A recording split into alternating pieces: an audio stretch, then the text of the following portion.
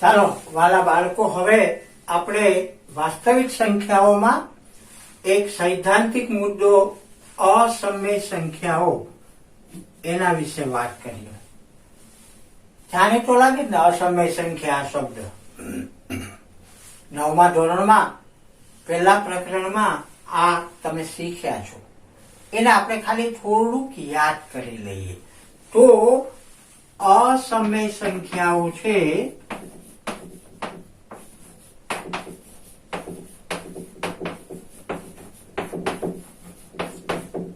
તમે 9મા ધોરણમાં એના વિશે શીખ્યા છો.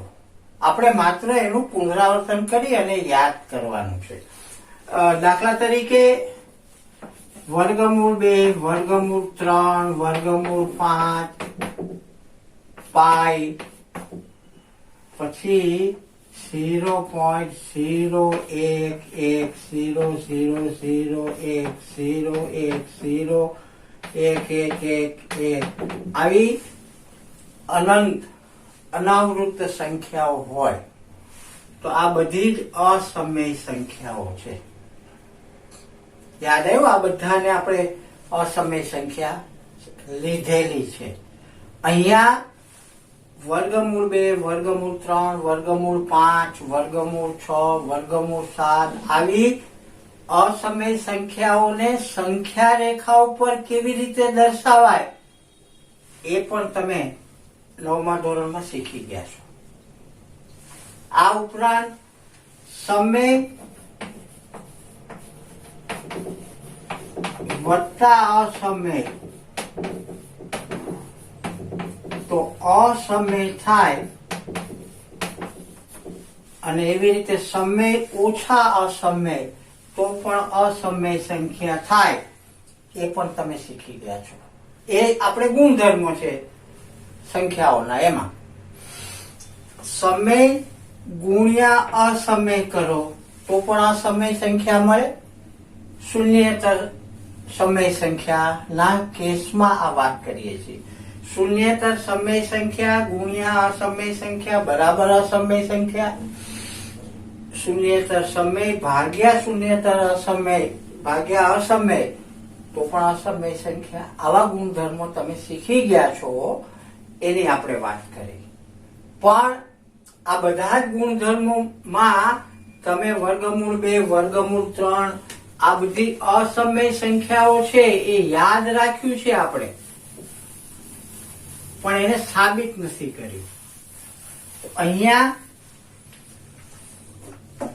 અંકગણિતના મૂળભૂત પ્રમેયનો ઉપયોગ કરી અને આ બધી સંખ્યાઓ અસમય છે એ સાબિત કેવી રીતે કરાય એ સમજવાના છે. તો સૌથી પહેલા પ્રમેય નંબર 1.3 જુઓ, એટલે કે પહેલા પ્રકરણનો ત્રીજો પ્રમેય.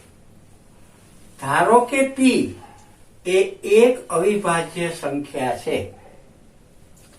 ધન પૂર્ણાંક એ માટે એ સ્ક્વેર એ પી વડે વિભાજ્ય હોય તો એ પણ પી વડે વિભાજ્ય હોય. આ પ્રમેય સાબિત કરવાનું છે. અહીંયા તમે જુઓ, પી એક અવિભાજ્ય સંખ્યા આપેલી છે. શું શું આપેલું છે? તો પી એ અવિભાજ્ય સંખ્યા.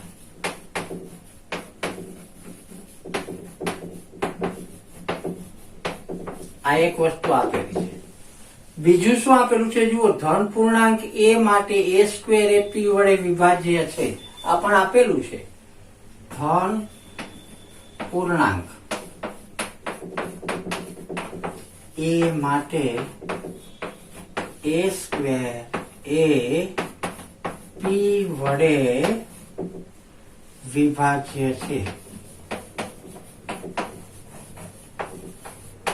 આ પણ આપેલું છે. સાબિત શું કરવાનું હોય? તો પછી શું સાબિત કરવાનું છે? એ પણ પી વડે વિભાજ્ય હોય તે સાબિત કરવાનું છે આપણે અહીંયા.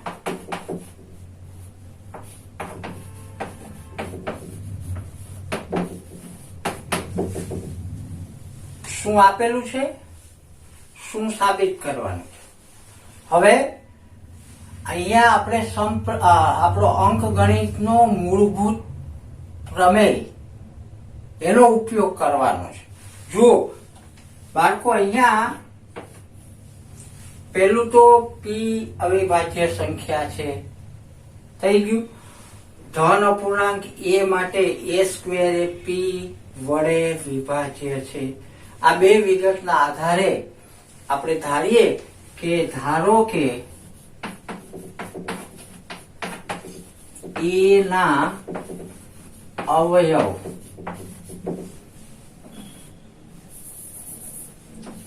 p1 p2 p3 p4 pn છે.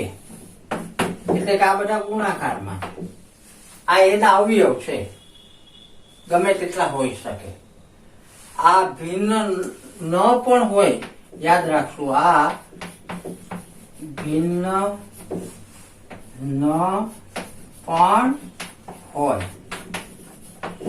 શું થાય આનો અર્થ? દાખલા તરીકે જુઓ, હું અહીંયા લખું કે ચાલો 18 લખ્યું, તો 2 ગુણ્યા 2 નવા 18 એટલે 2 ગુણ્યા 3 ગુણ્યા 3 આમ મળે.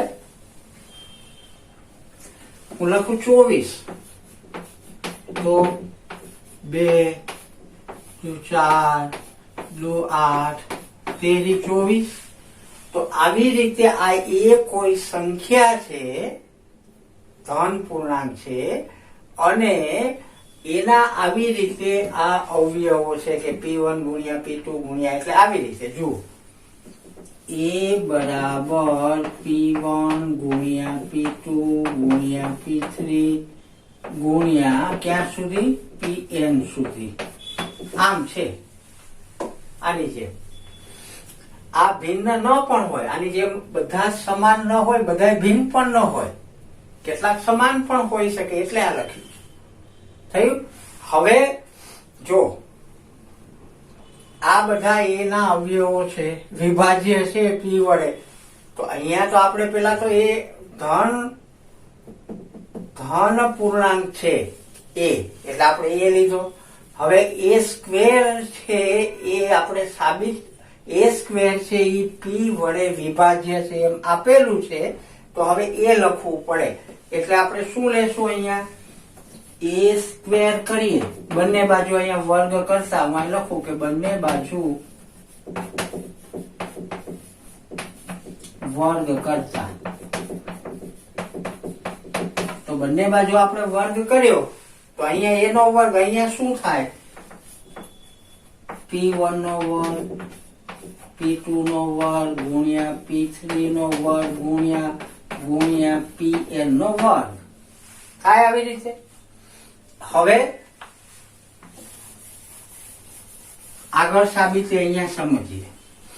હવે અહીંયા એવું આપણને આપેલું છે કે a સ્ક્વેર એ p વડે વિભાજ્ય છે, એટલે a સ્ક્વેર છે ને એ p વડે વિભાજ્ય. તો પેલા એ વિધાન લખીએ કે a સ્ક્વેર એ p વડે વિભાજ્ય છે.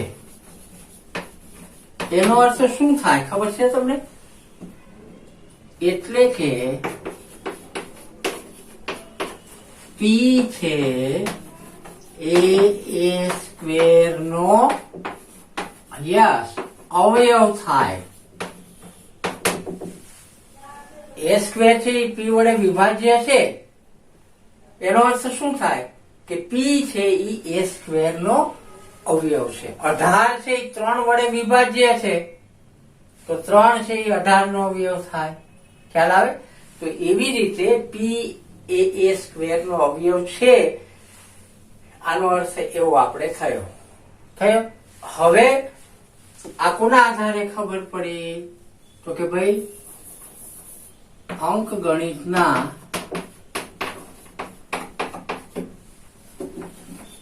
મૂળભૂત પ્રમેય પ્રમાણે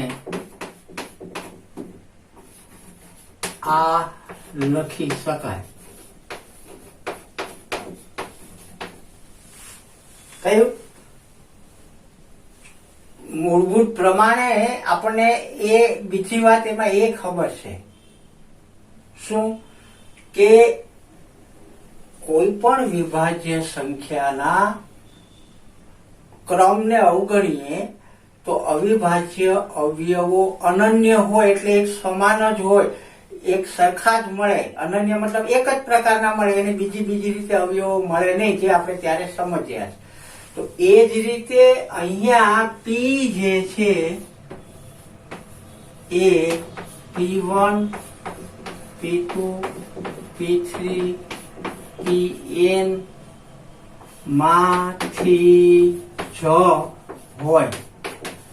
પી એનો અવયવ છે તો આ બધા એના અવયવો છે તો આમાંથી જ પી હોય. આ સિવાયનો નવો કોઈ અવયવ તો હોય ના શકે. કોના આધારે ખબર પડી? તો મૂળભૂત પ્રમેયની અનન્યતા. મૂળભૂત પ્રમેયમાં કીધું છે કે અનન્ય હોય, એક પ્રકારના જ હોય, પછી એમાં નવો ક્યાંયથી બીજો લાવી શકાય નહીં. તો એ પ્રમાણે આ પી છે એ આમાંથી હોય. હવે આ P1 P2 P3 એ તો આપણે એના અવયવો અહીં લીધા છે, જોઈએ. એટલે તેથી શું લખશું કે એ જો પી એ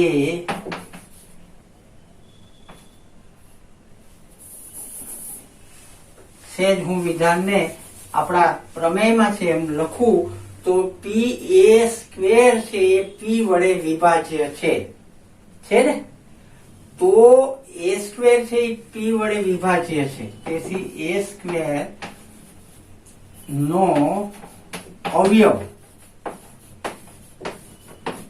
પી છે. પણ અહીંયા એ બરાબર શું આપેલું છે જુઓ, P1 into P2 into P3 into Pn આવું આપેલું છે. તો પી તો આમાંથી જ છે, આમાંથી જો અનન્યતા પ્રમાણે. એટલે શું અર્થ થયો કે એ પી વડે પણ વિભાજ્ય છે. એ પી નો પણ અવયવ છે. પેલા એમ લખીએ, ચાલો. એ પી એ નો પણ અવયવ છે અથવા અવયવ થાય. કેમ કે આ એના અવયવ છે ને પી આમાં આવેલું છે તો એનો પણ અવયવ થાય. અહીંયા સાબિત છે કે એ પણ પી વડે વિભાજ્ય અવયવ થાય એટલે એ વાક્ય લખી નાખવાનું. તેથી એ પણ પી વડે વિભાજ્ય છે. તો આ રીતે આપણે આ પ્રમેય નંબર 1.3 સાબિત કર્યું. અહીંયા અંકગણિતના મૂળભૂત પ્રમેયનો બે મુદ્દાનો ઉપયોગ કર્યો, અવિભાજ્ય અવયવો અને ક્રમને અવગણીએ તો અનન્ય હોય એનો ઉપયોગ કરી અને આપણે આ પ્રમેય સાબિત કર્યું. તમે પાઠ્યપુસ્તકમાં જોશો તો ખ્યાલ આવશે કે સાબિતી પરીક્ષા માટે જરૂરી નથી, પણ તમારે અભ્યાસ માટે આ સાબિતી જો સમજી શકાય તો તમારા માટે વધારે સરળ રહેશે. બીજી વાત, હવે આનો ઉપયોગ કરીને અગાઉ આપણે અસમય સંખ્યાઓ વિશે પુનરાવર્તન કર્યું અને તમે શીખી પણ ગયા છો, પણ હવે એને આપણે સાબિત કરવી છે કે આ અસમય સંખ્યાઓ છે. તો એને માટે અહીંયા પ્રમેય નંબર 1.4 તમને આપેલું છે, એમાં એ સાબિત કરવાનું છે કે વર્ગમૂળ 2 એ અસમય સંખ્યા છે એવું સાબિત કરવાનું છે. આવી રીતે વર્ગમૂળ 3 એ અસમય સંખ્યા છે, વર્ગમૂળ 5 એ અસમય સંખ્યા છે, વર્ગમૂળ 7 એ અસમય સંખ્યા છે. આવું આપણે સાબિત હવે તમે કરી શકો. એક આનો ઉપયોગ કરીને અને એક અહીંયા હું તમને કેવી રીતે સાબિત કરાય એ સમજાવું એના આધારે. એકદમ સરળ છે. તો અહીંયા વર્ગમૂળ 2 એ અસમય સંખ્યા છે. આવા પ્રકારના પ્રશ્નો સાબિત કરવા માટે અનિષ્ટાપત્તિ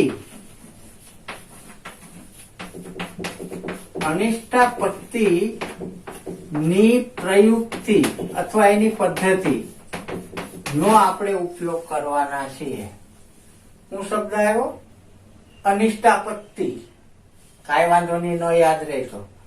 ટૂંકમાં આ એવી પદ્ધતિ છે, આ એવી પ્રયુક્તિ છે કે જે સાબિત કરવું હોય એનાથી વિરુદ્ધનું ધારવાનું, એનાથી ઉલટું ધારવાનું. આ પદ્ધતિને અનિષ્ટાપત્તિની પ્રયુક્તિ કહેવાય. શું કરવાનું? જે સાબિત કરવું હોય તેનાથી ઉલટું ધારવાનું. ખ્યાલ આવ્યો? અહીંયા હવે જુઓ, આપણે શું આપેલું છે? વર્ગમૂળ એ અસમય છે એવું સાબિત કરવું. તો આપણે શું કરશું? સાબિતી અહીંથી કરીએ તો ધારો કે અથવા શક્ય હોય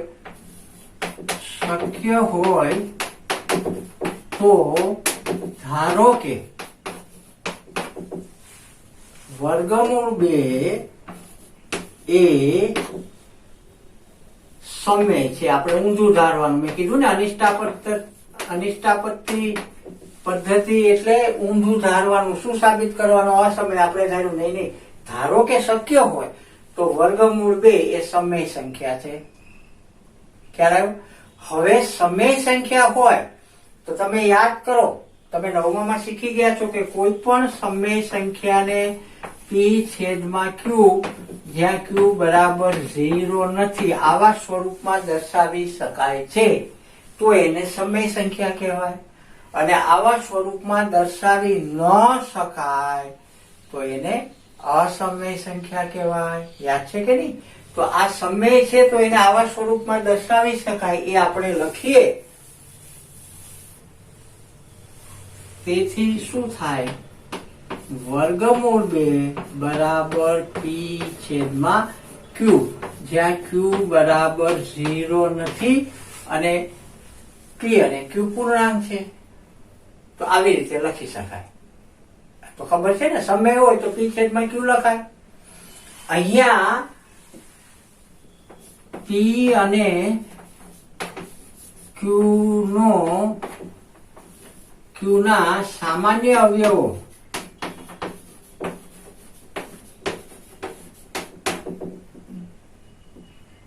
વડે ભાગતા હવે માત્ર એક સામાન્ય અવયવ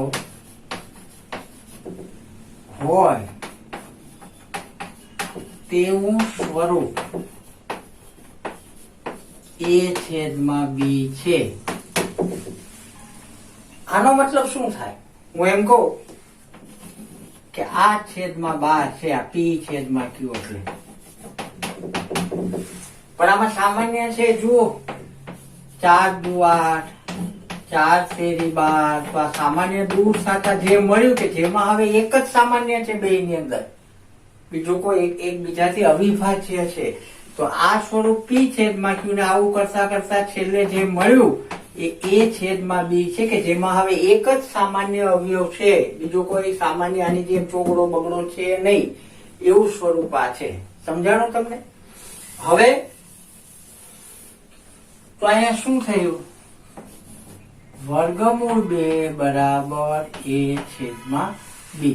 એટલે હવે a અને b માં એક જ સામાન્ય અવયવ, બે વચ્ચે એક જ સામાન્ય છે, બીજો કોઈ બગડો ચોગડો સગડો પાછળો સાતસો કઈ બે માં સામાન્ય નથી. એ બંને પરસ્પર અવિભાજ્ય છે એવા સ્વરૂપમાં મળ્યું. તો હવે અહીંયા b લઈ આવું એટલે √2b બરાબર a. હવે હું બંને બાજુ વર્ગ કરું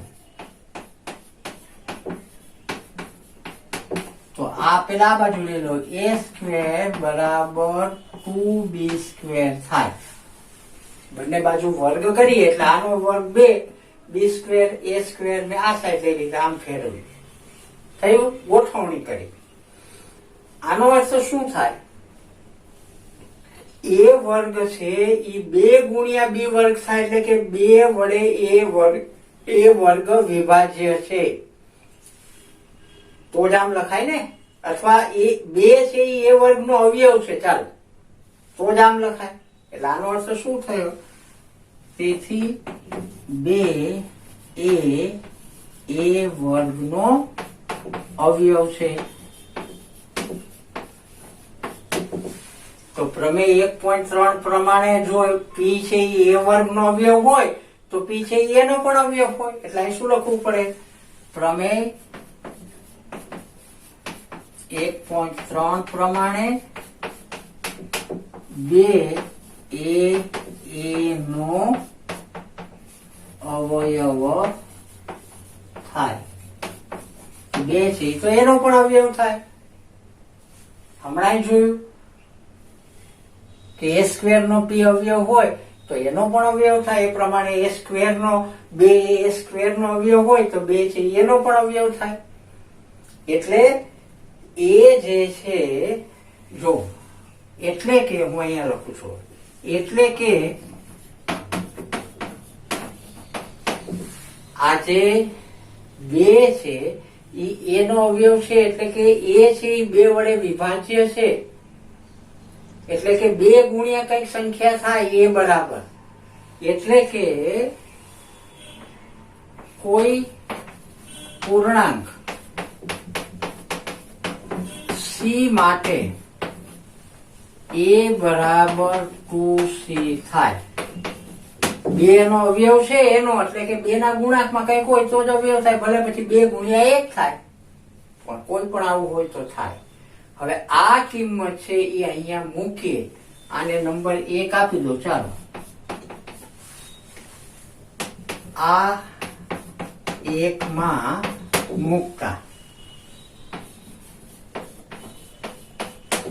તો 1 શું છે? a સ્ક્વેર છે, ત્યાં શું લખશું? 4c સ્ક્વેર બરાબર 2b સ્ક્વેર.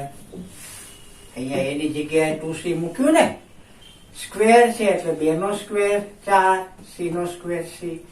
હવે આ 2 અહીં છેદમાં લઈ લો, એટલે 4/2c સ્ક્વેર બરાબર b સ્ક્વેર, 2 દુ 4, એટલે b સ્ક્વેર બરાબર 2c સ્ક્વેર થયું. આનો અર્થ શું થયો? આનો અર્થ કે 2 છે એ b નો અવયવ છે. a સ્ક્વેર એ p વડે વિભાજ્ય, એમ અહીંયા b સ્ક્વેર છે એ 2 વડે વિભાજ્ય છે. એટલે કે અર્થાત 2 એ b નો અવયવ છે, વિભાજ્ય છે. એટલે અવયવ, આપણે વધારે વાક્ય ન લખીએ તો આમ લખી નાખીએ એક જ વાક્ય કે 2 એ b સ્ક્વેર નો અવયવ છે. હવે b સ્ક્વેર નો અવયવ હોય તો આ જ પ્રમાણે b નો પણ અવયવ થાય એ લખાય. એટલે પાછું અહીં લખશું કે તેથી 2 એ b નો અવયવ છે. કોના આધારે ખબર પડી? પ્રમેય 1.3 ના આધારે કે 2 છે એ b સ્ક્વેર નો અવયવ હોય તો 2 છે એ b નો પણ અવયવ હોય. થયું. હવે આનો અર્થ શું થયો? અહીંયા એમ આવ્યું 2 એ a નો અવયવ છે, 2 એ b નો અવયવ છે. તો આપણે તો એવું નક્કી કર્યું કે a ને b ને કોઈ અવયવ જ નથી, એક સિવાય બધા સામાન્ય અવયવ આપણે અહીંયા ઉડાડી દીધા છે. તો આનો અર્થ એમ થયો કે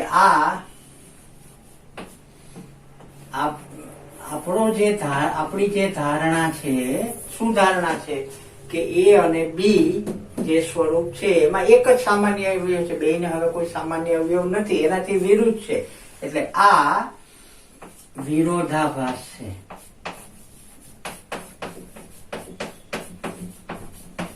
આપણે જે ધારણા કરી એનાથી આ વિરોધાભાસ છે, વિરોધનું આવ્યું.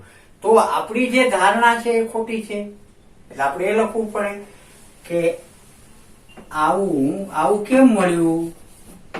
તો આપણી જે ધારણા છે કે આવું √2 એ સમય છે તેવી ધારણાથી આ વિરોધાભાસ મળ્યો. આ વિરોધાભાસ મળે છે, આવી ધારણાથી આ વિરોધાભાસ મળ્યો. તો અર્થ શું થાય, આપણે લખવું પડે કે આપણી ધારણા છે એ ખોટી છે. એટલે લખશું કે તેથી √2 એ સમય છે તે ધારણા ખોટી છે.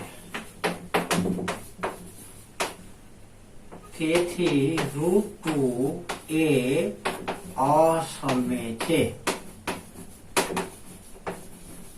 તો આવી રીતે આ સાબિત કરવાનું છે. સાબિત થયું, ખ્યાલ આવ્યો. અહીંયા હું ફરીથી તમને એ વાત યાદ કરાવું કે √2 ને બદલે હવે ધારો કે હું એમ કહું કે √3 એ અસમય છે, આવું સાબિત કરવું છે. ચાલો હું અહીંયા આપું, પ્રશ્ન જ લઈએ. ચાલો, √3 એ અસમય છે તેમ સાબિત કરો. ચાલો આવો પ્રશ્ન છે. જો આ એક જ રીત છે, મેં હમણાં તમને આ બીજા દાખલા √2 માં જે પ્રમેય 1.4 માં સમજાવી એ છતાં અહીંયા હું તમને ફરીથી એને સ્ટેપ, એને પદ્ધતિ કાંઈ ફરક નહીં. એટલે બરાબર હવે મારી સાથે ધ્યાન દો, અહીંયા ચોકસાઈથી સમજો. એટલે આવા પ્રકારના પ્રશ્નો તમને તરત આવડી જશે, કાંઈ અઘરું નથી. જુઓ, બરાબર ધ્યાન દો. જુઓ, પેલું તો આપણે શું કરવાનું હોય, એનાથી ઊંધું ધારવાનું છે. એટલે આપણે શું ધારશું, શક્ય હોય તો ધારો કે √3 એ સમય છે. પેલા ઊંધું ધારવાનું. પેલું કામ આ √5 આપ્યું તો √5 એ સમય છે. √7 આપ્યું તો √7 એ સમય છે. 2√3 આપ્યું હોય તો 2√3, જે હોય પેલું સ્ટેપ આ. ખ્યાલ આવ્યો. હવે સમય હોય તો કયા સ્વરૂપમાં લખી શકાય? યસ, P/Q સ્વરૂપમાં લખી શકાય. એટલે એ અહીં લખશું કે તેથી √3 બરાબર P/Q, જ્યાં Q બરાબર 0 ન હોય લખી શકાય. આમ લખી શકાય ને. હવે આના પછી આને એ બી માં લઈ આવવાનું. સામાન્ય કાપ કઈ પણ હોય તો એ દૂર કરીને, એટલે એને વાક્યમાં લખશું કે P અને Q ના સામાન્ય અવયવો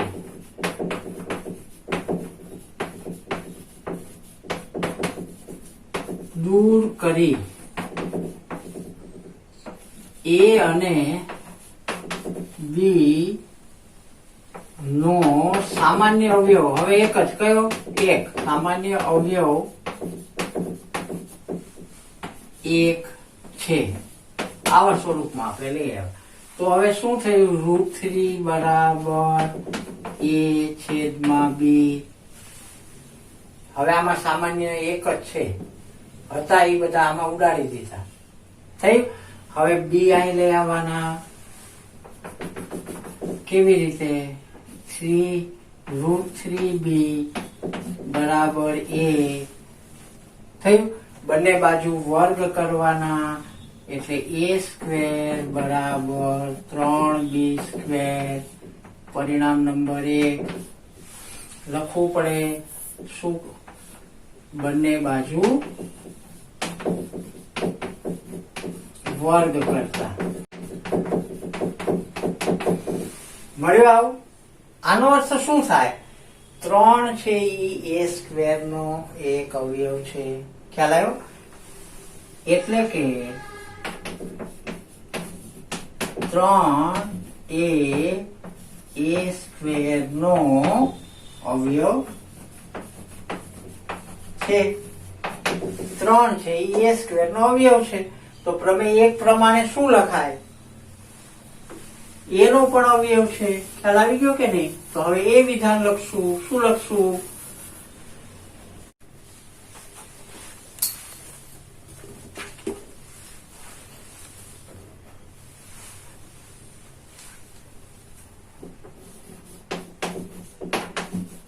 એટલે કે પ્રમેય 1.3 પ્રમાણે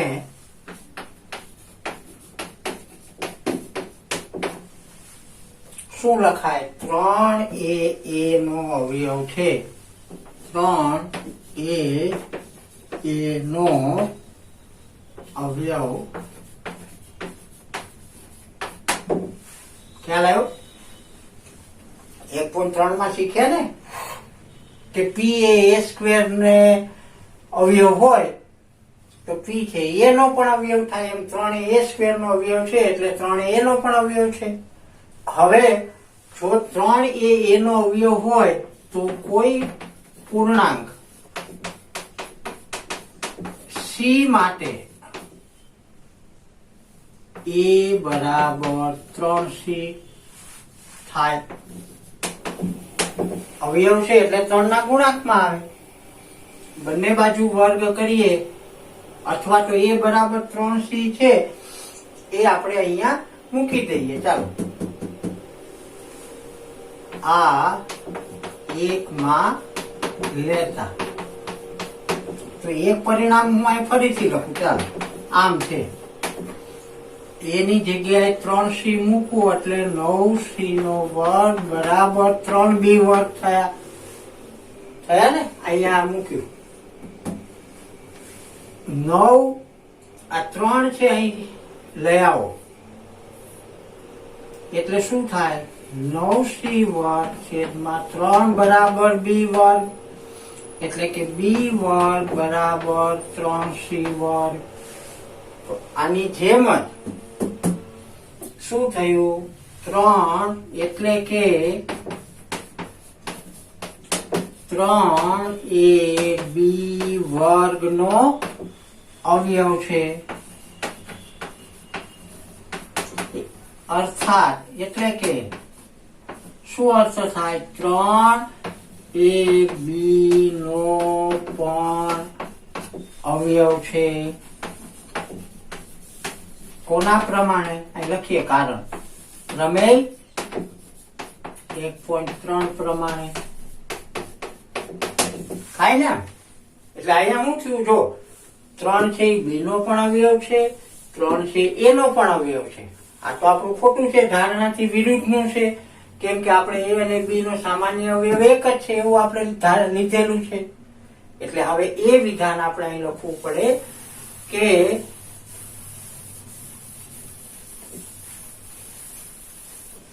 3 એ બી નો પણ અવયવ છે જે આપણી ધારણાથી ઉલટું છે, વિપરીત છે, વિરોધાભાસ છે, ગમે તે શબ્દ લખી શકાય. જે આપણી ધારણાથી ઉલટું છે. એટલે કે આપણી ધારણા શું છે? √3 એ સમય છે તે ધારણા કેવી છે? ખોટી છે. તો આ √3 એ સમય છે એ ખોટું છે તો શું લખવાનું? આપણી ધારણા ખોટી થઈ ને તો શું લખવાનું? હવે તેથી √3 એ અસમય છે તેમ સાબિત થાય. બાળકો ખ્યાલ આવ્યો? સરળ થઈ ગયું. જો હવે હું એમ પૂછું કે √5 એ અસમય છે એમ સાબિત કરો. આવડી જાય કે નહીં? બરાબર પ્રમેય નંબર 1.4 √2 અસમય છે અને √3 અસમય છે. આ બે જે મેં તમને સાબિતી સમજાવી છે બરાબર એકવાર શાંતિથી ફરીથી રિવિઝન કરી લો. બરાબર સ્ટેપ સમજી લો કે આ શું સ્ટેપ આવે છે અને પછી તમે વર્ગમૂળ 5, વર્ગમૂળ 7, 2 વર્ગમૂળ બીજા દાખલા છે હું લઈશ જ, પણ એ પેલા તમે જેટલું ચોકસાઈથી આ સમજી લેશો એટલું તમને વધારે આવડશે. મજા આવે એવું છે. પેલા લાગતું હતું થોડું, પણ આ બીજું ઉદાહરણ √3 અસમય છે એ ગણ્યા પછી તો હવે સહેલું થઈ ગયું ને બાળકો? Yes, very good. તો આવો હવે આપણે બીજા કેટલાક આવા પ્રશ્નોની અંદર દાખલાઓમાં આગળ જઈએ.